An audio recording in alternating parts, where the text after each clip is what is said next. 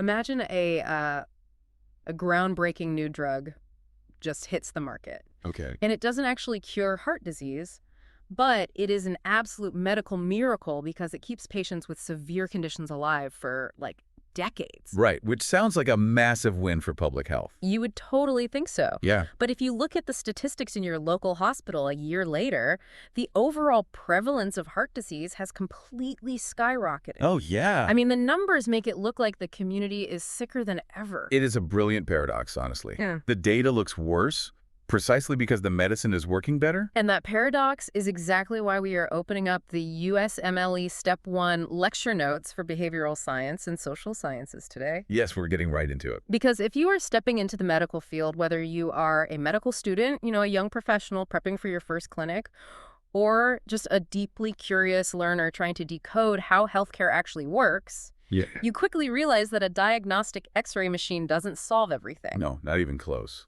To truly understand medicine, you have to look way beyond just the cells and the organs. Yeah, you really have to zoom out because human beings, well, we don't exist in a vacuum. Right. To understand how we get sick, how we heal, and how we are ethically cared for, we're going to structure this deep dive into 3 specific layers. Which makes it so much easier to digest. Exactly.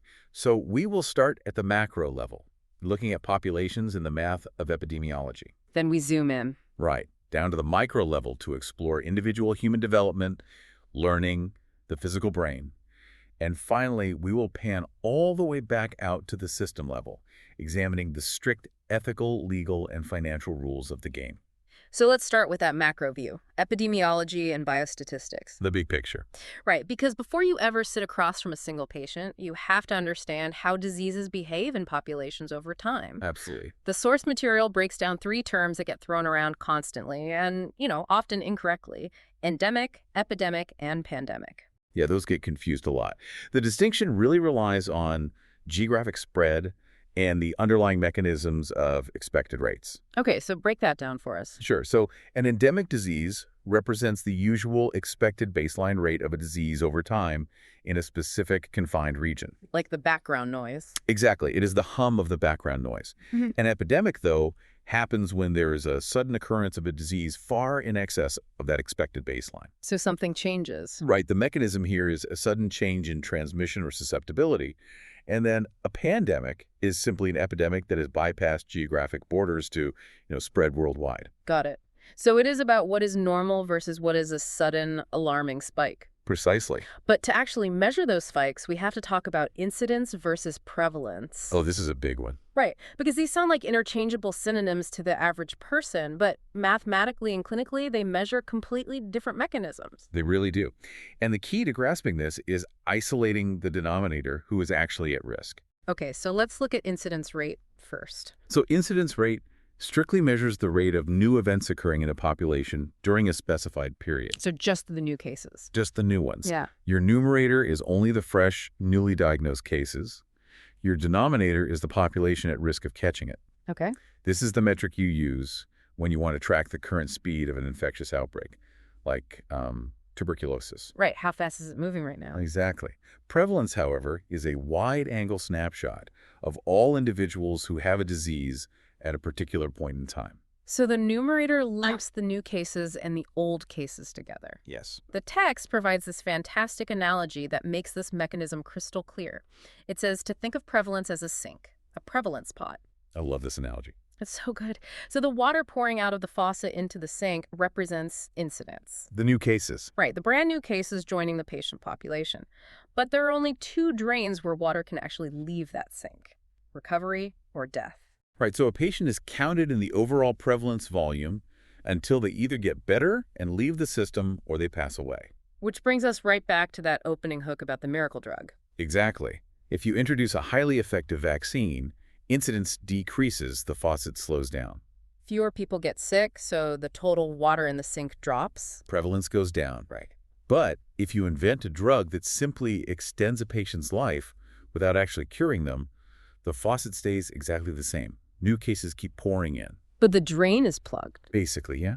Because patients are surviving longer, they're no longer leaving through the death drain. The sink fills up. The overall prevalence increases because the medical care is extending survival times. Right, it fundamentally changes how you read a public health report. A high prevalence could just mean we are getting really, really good at keeping people alive. Wow. Now, I want to unpack the denominator effect because the text uses a specific scenario about an attack rate, which is cumulative incidence, usually seen in foodborne outbreaks. Food poisoning. Yeah, so let's say a rural farmer sells meat infected with salmonella. Within 2 days, hundreds of local villagers get food poisoning. That is a massive epidemic. Right, the local incidence spikes. But if that exact same farmer accidentally ships like 1,000 pounds of that exact same infected meat nationwide, the text says the national endemic rate wouldn't register a change. Why? It is entirely about the math of the denominator. Okay. In the local village, the potential cases, the denominator is very small, maybe 3,000 people. Right. So 300 sick people creates a massive 10% statistical spike. It's blindingly obvious. But nationally. But if you distribute that meat nationwide, the denominator becomes 330 million people. Oh, wow. Yeah, even if every single person who ate the meat got sick, those 300 cases are divided by hundreds of millions. The numerator is mathematically drowned out. Exactly. The mechanism of the spread is identical, but the statistical noise of a massive population hides the signal. It's just a drop in an absolutely massive ocean. Right. Which is why, as a physician, you can't just look at national prevalence. You also have to look at mortality statistics, like the case fatality rate. Yes. That metric simply strips away the whole population and asks, out of the people who actually have this specific disease, what is the likelihood of dying from it? That metric is vital for triage. Absolutely. So that gives us our macro view. We understand the math of how diseases move. But populations are just massive collections of individuals. Exactly. To understand the individual, we have to transition into our micro view. Human development and learning. How does a single neurological system actually develop from scratch? It's fascinating. The text outlines several physical and motor milestones, but what stands out isn't just the timeline, it's the underlying structural maturation required to hit those milestones. Right. For instance, at 10 months, babies develop the pincer grasp. By 13 months, they're generally walking alone. But the cognitive milestones for drawing shapes are incredibly rigid. I found this super interesting. A child can typically copy a circle at age 3, a cross at 4, a square at 5, a triangle at 6, and a diamond at age 7. It is tempting to just memorize that list, but let's look at the actual mechanism. Why does a diamond take until age 7? Right. Why is that so hard? Well, drawing a circle is a continuous sweeping motor movement. But a diamond requires the brain to process intersecting diagonal lines, sharp angles, complex spatial orientation. That's a lot of computing power. It is. The parietal lobe of the brain simply hasn't physically matured enough to execute that level of spatial reasoning until around the 7th year of life. You are watching the literal hardware of the brain come online. You really are. And as that hardware comes online, the software, the personality, is booting up too. Right. The text covers the major psychological theories, like Freud gave us the psychic structures, the impulsive primitive id, the rational ego trying to manage reality, and the superego, our moral compass that comes online around age 5. And you have Piaget mapping out cognitive milestones, like achieving object permanence by age 2. That's the realization that a toy still exists even when hidden under a blanket. Exactly. And we also see Erikson's developmental conflicts. His framework is vital for anyone in a clinical setting. How so? For example, Erikson states the very first conflict in a human's life during their first year is trust versus mistrust. Okay. If a pediatrician understands this mechanism, they realize that when they examine a crying 6-month-old, they aren't just treating a biological organism. They are evaluating the parent-child attachment. Spot on. If the parent is attentive and responsive, the child's brain is fundamentally wiring itself to trust the outside world. So we establish a healthy baseline of development. But how does that developing mind learn to react to its environment? Well, the source material contrasts two primary models of learning: classical conditioning from Pavlov and operant conditioning from B.F. Skinner.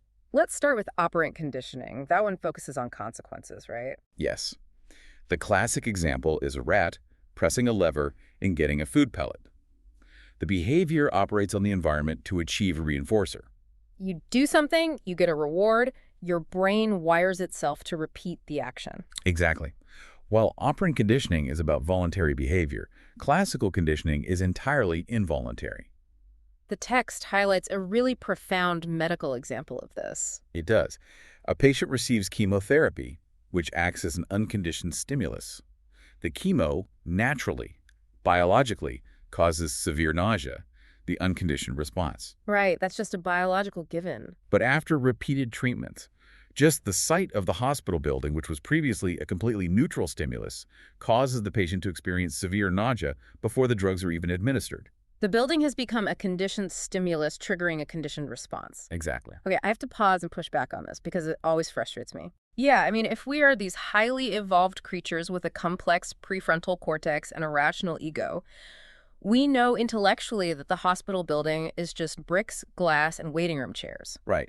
It is not biologically capable of inducing vomiting. So why can't our advanced rational brains just override that conditioned response and turn off the nausea? Because the mechanism of classical conditioning actively bypasses the rational prefrontal cortex.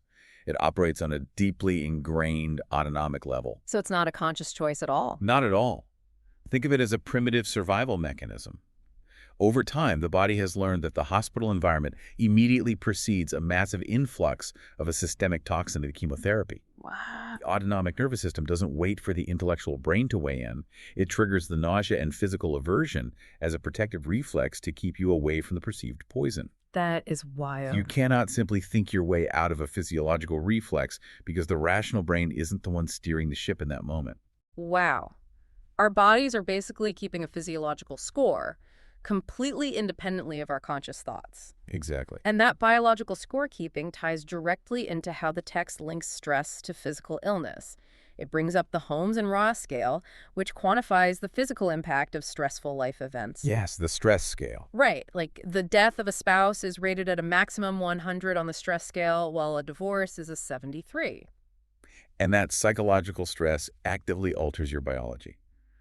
The text explicitly notes that type A personalities, individuals who are chronically impatient, highly competitive, consumed by their work, The classic workaholics. right, they have a significantly increased incidence of coronary heart disease compared to type B personalities, who maintain lower stress levels and are generally more relaxed. It's not just a personality quirk, it's a physical risk factor. The mechanism is clear. Chronic psychological stress elevates cortisol and blood pressure, which literally degrades the cardiovascular system over time. Okay, so if that is the baseline for how a normal mind develops, learns, and physically responds to its environment, what happens when that normal path gets derailed by physical damage or neurochemical imbalances?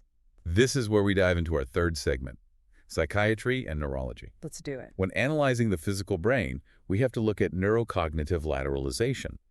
The two hemispheres of the brain do not do the same jobs. Right, the left versus right brain thing. Exactly. For roughly 97% of the human population, the left hemisphere is dominant for logical processing, calculation, language. The right hemisphere is dominant for spatial tasks, perception, and artistic endeavors. But the text highlights an incredibly strange paradox regarding stroke damage and human emotion. It does. If a patient suffers a stroke that damages their logical, calculating left hemisphere, the most common emotional result is profound depression.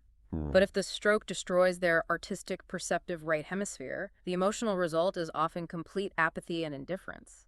It seems entirely backwards at first glance, doesn't it? It really does. I mean, you would think losing the emotional, artistic right side of the brain would cause depression, while losing the cold, calculating left side would cause an emotionless apathy. It's a natural assumption. Why is the neuroanatomy wired with this contradiction? Okay, to make sense of it, abandon the idea of logical versus artistic for a moment, and think of the brain's emotional centers like a tipped scale. A scale. Okay. The left hemisphere is highly involved in processing positive emotions and approach behaviors, the counterweight for happiness. Got it. The right hemisphere processes negative emotions and withdrawal behaviors, the counterweight for caution and sadness. So they balance each other out. Exactly. Now, if you have a stroke on the left side, you knock out the positive counterweight, the scale slams down on the right side, leaving the brain's negative emotional bias completely unchecked. Ah. And that mechanism results in severe depression. Yes. Conversely, if you have a stroke on the right side, you aren't just knocking out sadness. You are frequently damaging the brain's deeper ability to process emotional nuance at all, which zeroes out the scale entirely. Leaving the patient with a flat, apathetic affect. Precisely. The tipped scale analogy makes perfect sense. You are losing the neurological counterweight. Exactly. Now, the text also pivots from physical trauma to developmental divergence, specifically highlighting childhood psychiatric disorders. It focuses on autism spectrum disorder, which is far more common in boys. Yes, and the mechanism here is a fundamental deficit in social communication and interaction. What are the clinical markers you look for? Clinically, you see very specific things. You see restrictive, repetitive behaviors. You often see delayed language development that includes pronoun reversal. Wait, what does that look like? So the child may repeatedly refer to themselves as you and refer to others as I. Oh, wow. Yeah. And there's also a marked preference for interacting with inanimate objects rather than engaging in human connection. The source also contrasts this with Tourette's syndrome. Tourette's is not about a lack of social connection. It's a neurological misfiring characterized by multiple motor and vocal tics occurring daily for over a year. Yes, and it has a heavy 3-to-1 male-to-female ratio. And the underlying mechanism is an excess of the neurotransmitter dopamine, which is why treatment often involves dopamine antagonists to quiet the system down. Exactly.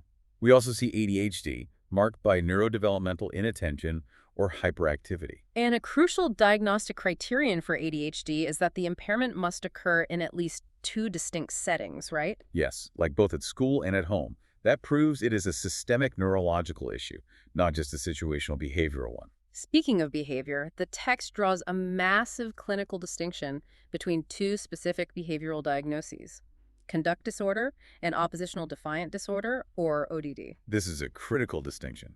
Conduct disorder is diagnosed when a patient, typically up to age 18, routinely violates the basic rights of others or major societal norms. So this involves genuine aggression toward people or animals, destruction of property, deceitfulness, theft. Yes, it's severe. Whereas oppositional defiant disorder is defined by negative, hostile, and defiant behavior directed specifically at authority figures. Right, and the distinction matters because the mechanism of the rebellion is different.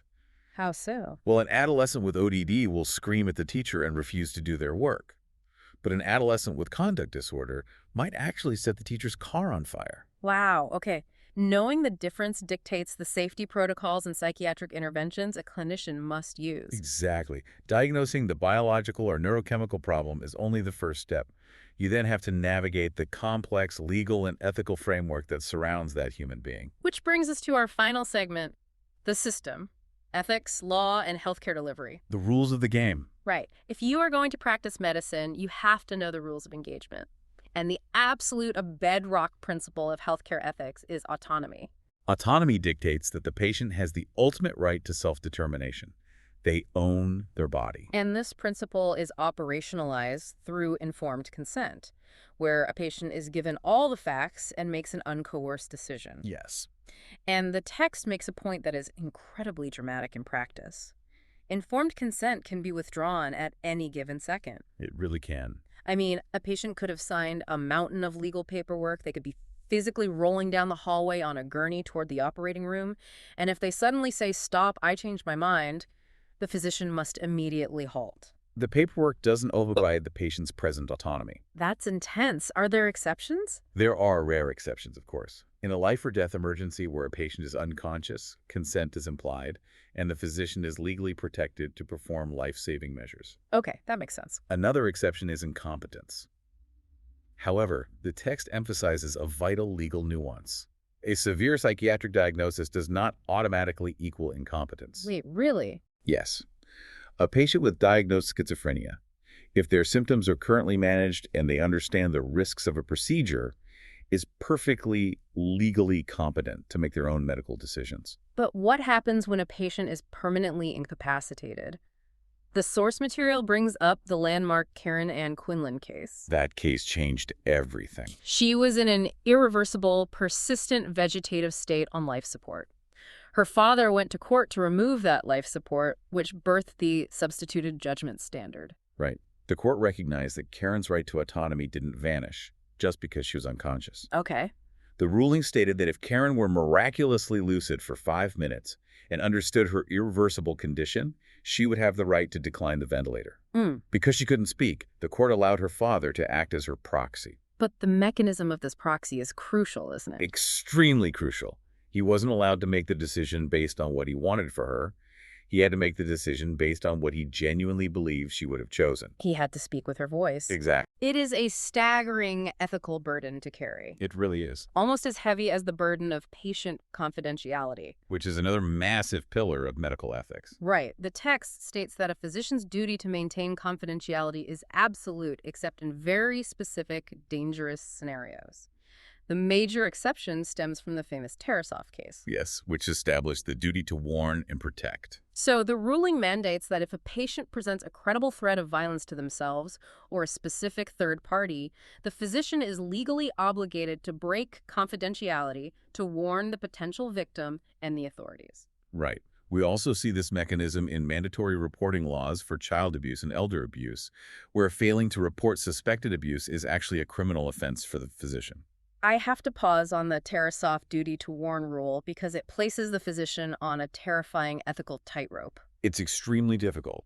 On one hand, the entire foundation of psychiatry is the sacred trust of the therapeutic relationship.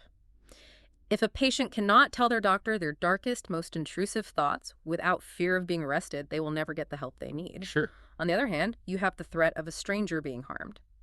How does a physician balance the trust of the suffering person sitting right in front of them against a hypothetical future crime? Where is the line actually drawn? It's arguably the single most difficult dilemma in clinical practice. Mm. The legal and ethical line is drawn at the specificity and the imminence of the threat. Specificity and imminence. Okay. So, if a patient says, "I am so furiously angry at my boss I could kill him," that is a vague expression of emotion. The mechanism is venting. Right. The doctor treats that clinically and maintains absolute confidentiality. But if the patient says, "I bought a weapon today and I'm going to wait in my boss's driveway tomorrow morning," the mechanism has shifted from emotion to a specific imminent plan with a named target. That's very different. In that exact moment, the physician's role legally shifts from being purely a private healer to being an agent of public safety. It proves just how heavy the white coat really is. Absolutely. To close out the system, the text gives a rapid primer on the financial engines that dictate how this care is actually delivered. Yes, the money. We have Medicare, the federal program for those over 65 or who are disabled.